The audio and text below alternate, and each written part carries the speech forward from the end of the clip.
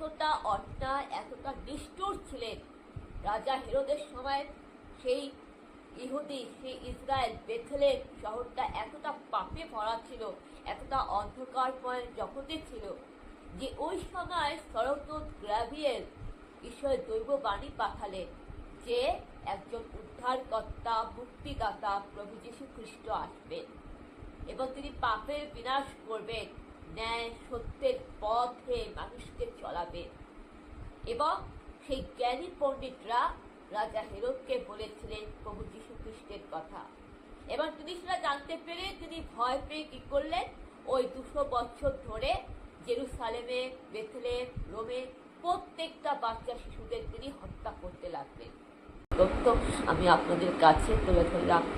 বন্ধুরা, আমি next time আমি আরও কিছু ইতিহাস আমি আপনাদের কাছে তুলে ধরব এবং তুলে ধরব আমাদের মালবাজার শহরে রোমান ক্যাথলিক চার্চের ইতিহাস সম্পর্কে, মাল শহরে রোমান ক্যাথলিক চার্চের ইতিহাস সম্পর্কে। তারপরে আমি আলোচনা করব দেবনাথ বন্দ্যোপাধ্যায় রচিত বৈষ্ণব পদাবলী সংকলন, শ্রীকৃষ্ণের জীবন কাহিনী, শ্রীকৃষ্ণের যে লীলা কীর্তন, নাম সংকীর্তন এবং বৈষ্ণব পদাবলী, মহাপ্রভু শ্রী চৈতন্যদেব, শ্রী গোবিন্দ দাস, বৃন্দাবন সম্পর্কে। এটা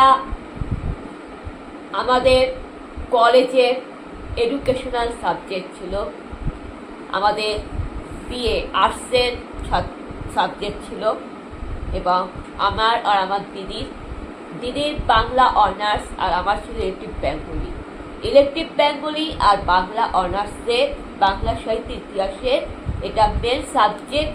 মেন অধ্যায় ছিল বৈষ্ণব পদাবলী, শ্রীকৃষ্ণের জীবন কাহিনী, শ্রীকৃষ্ণের সংকলন, দেবেন্দ্রনাথ বন্দ্যোপাধ্যায় রচিত।